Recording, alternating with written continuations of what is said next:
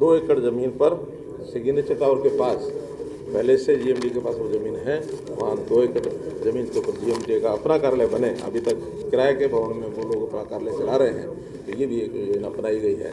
तो इस प्रकार से गुरुग्राम के जितने भी ऐसे प्रोजेक्ट नए विकास के नाते जब भी विचार होते हैं उनको रेगुलरली आगे बढ़ा रहे हैं।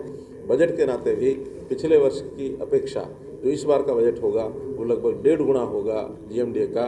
तो जीएमडी के काम एक एक करके आगे बढ़ रहे हैं और ये संस्था बहुत अच्छे रूप से अपने पैरों पर खड़े होने के लिए आगे बढ़े। सर, एक बार फिर जो है भारत जोड़ो यात्रा हरियाणा में प्रवेश कर चुकी है और कहीं ना कहीं अब बीजेपी भी निशाने साध रहे हैं राहुल गांधी। क्या कहते हैं? पानीपत में करनाल का प्रवेश कर रही है कल वो, करनाल और उसके बाद कुरुक्षेत्र राममाला होते हुए पंजाब। देखिए, वैसे तो एक लोकतंत्र पार्टी के नाते से सबको अपना अधिकार होता है, कोई भी कार्यक्रम करे, हमें उसमें कुछ कहना नहीं है।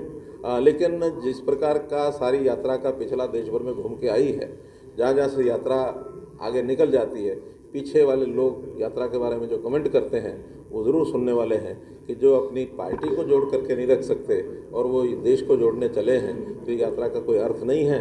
फिर भी ये कार्यक्रम है और एक रस्म पूरी करनी है और अगले कुछ दिनों में चला करके रस्म पूरी हो जाएगी और जा करके आगे बढ़ जाएगी। हरियाणा में 3 दिन की यात्रा है। हमें अपनी व्यवस्थाओं के नाते से किसी प्रकार की कठिनाई उनको ना आए, ये हमारा दायित्व बनता है, वो हमने पूरा किया है। उनकी यात्रा सकुशल वहाँ से निकल जाए, ये हमारा काम है।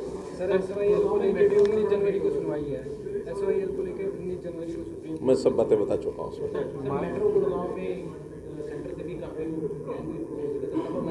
सेंट्रल कमेटी जिसने अप्रूव करना था अप्रूव कर दिया है और अब वो क्योंकि काम जो है वो प्रोसेस में है और प्रोसेस के अंदर कभी भी उसका जो टेंडर होगा तो बहुत जल्दी शुरू होने वाली है और उसके अंदर कोई किसी प्रकार की कठिनाई प्रॉब्लम नहीं रही है। सर, रावली में जिस तरीके से जंगल सफारी की बात चल रही है और अभी भी कहीं ना कहीं कुछ भूमाफिया वहाँ पर कब्जा कर जो है कंस्ट्रक्शन कर रहे हैं चलेंटी।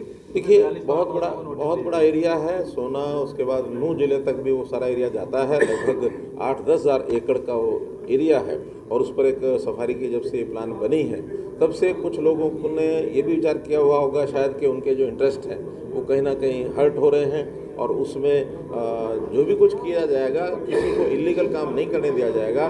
प्राइवेट लैंड जिसकी है उसके इंटरेस्ट को वॉच किया जाएगा। जहाँ फॉरेस्ट की ज़मीन है या पंचायती ज़मीन है उसको उसके अंतर्गत लिया जाएगा, कहीं कोई कठिनाई नहीं आएगी। प्रोसेस के अंदर इस काम को पूरा किया जाएगा।